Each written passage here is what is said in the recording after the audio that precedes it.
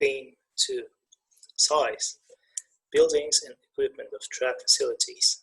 Lecture plan. First, kinds of dimensions and their requirements. 2. Plan and profile of the path. Size, buildings and equipment of track facilities. Railway structures and devices must be maintained in good condition. Preventing the occurrence of malfunctions and ensuring long service lives of structures and devices should be the main task of the persons responsible for the maintenance. Responsibility for the condition of structures and devices is borne by employees who directly serve them, and managers of the enterprises that manage these structures and devices. These employees, in accordance with their official duties, must know the rules of operation and condition of structures and devices, systematically check them, and ensure high quality of maintenance and repair. Structures, devices, mechanisms, and equipment must comply with the approved design documentation and technical conditions. The main structures, devices, mechanisms, and equipment must have technical data sheets containing the most important technical and operational characteristics. Railway structures, devices must meet the requirements for passing trains with the highest established speeds. Passenger trains, 140 km per hour. Refrigerated trains, 120 km per hour. And the freight trains, 90 km per hour. Differentiated speeds are set for specific sections of railways in accordance with this approved by the AONC. Additional requirements for the structures and devices on sections where passenger trains run at speed more than 140 km per hour are established by the corresponding instructions. Changes in the design of the structures and devices are allowed only with the permission of officials who have the right to approve the design documentation for these structures and devices. Classification terms of periodic repairs and maintenance standards of the main structures and devices are established. Instructions and standard technological process for maintenance, repair, and maintenance of structures and devices are approved by the relevant departments. Newly constructed and reconstructed lines, structures, devices, and buildings must be accepted for permanent operation by acceptance commissions in accordance with the rules for acceptance of completed railway and metro facilities.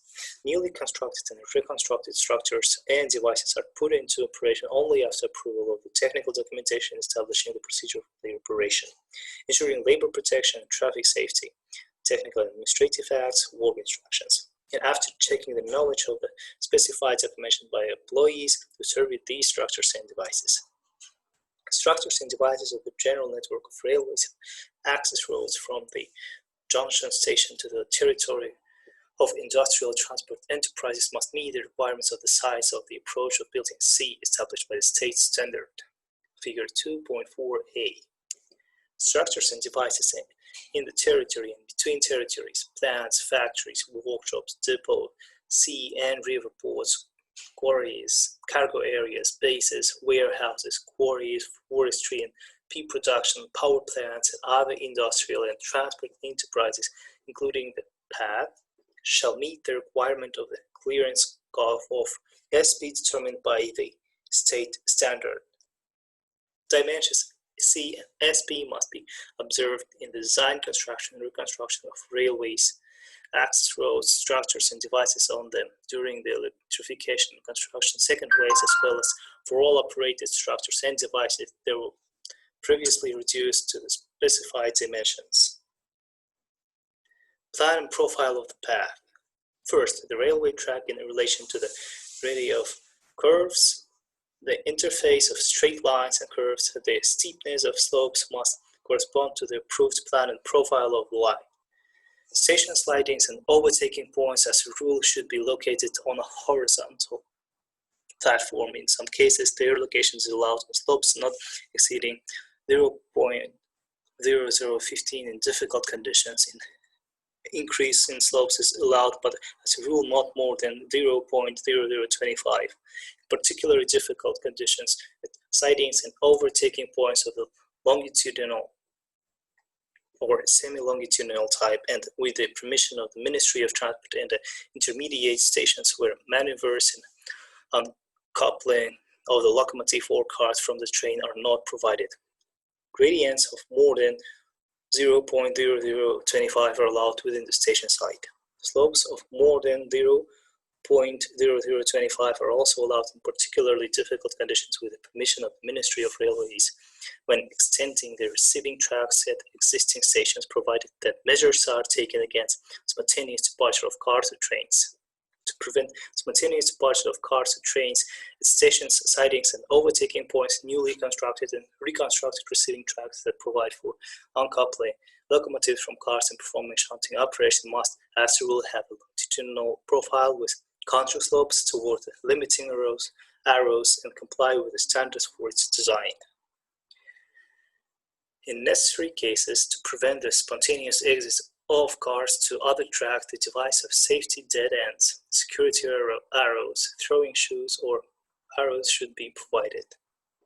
In all cases where stations, sidings, and overtaking points are located on inclines, condition must be provided for trains to start from the place of the established weight norm.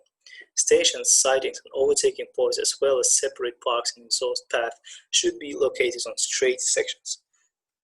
In difficult conditions, they can be placed on curves with a radius of at least 1,500 meters. In particularly difficult conditions, it is allowed to reduce the radius of the curve to 600 meters, and in mountainous conditions to 500 meters.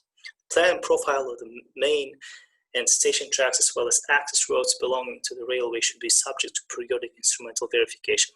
The organization of work on instrumental verification of the plan and profile of tracks, production of appropriate technical documentation, as well as drawing up a large-scale and schematic plans of stations entrusted to the railway track services with the involvement of design institutes, design and survey and design and estimate groups to perform these works. The path distances must have drawings and descriptions of all track facilities and devices available at the distance, as well as relevant standards and regulations.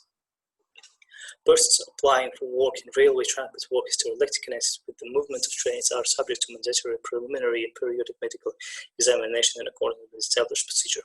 Persons under 18 years of age are not allowed to occupy the following positions and professions directly related to the movement of trains: locomotive drivers, motor car trains, motor locomotives, and special vehicles, lifting cranes on the railway track and their assistants, stockers of locomotives, drivers of trolley cars and their assistants, dispatcher station attendants, post attendants, parks and slides operators of sorting slides, operators on duty at stations, train conductors and employees of drafting teams, train speed controllers, signalmen, operators of the centralization post, duty switch post, road, bridge and tunnel foreman, track foreman, crawlers, track fitters, crossing attendants, electricians, and electricians for the maintenance of SCB devices and sorting slides, inspectors, car repairers, car inspectors, heads of passenger trains, car conductors, masters and workers on non-chain repair of cars, operators of car maintenance points, train operators, electricians, masters and electricians of power supply distances, mechanics of refrigerated trains and sections, adjusters of flow detection and track measuring cars, drivers of railway construction machines and their assistants, operator of flow detection trolleys, operators of track measurement and their assistants. Employees of railway transport must keep the entrusted property of railways and transported goods. It is not allowed to perform duties by railway transport employees who are in a state of alcoholic or narcotic intoxication or other type of intoxication. Persons found in this condition are immediately suspended from work and brought to justice. Thank you for your attention.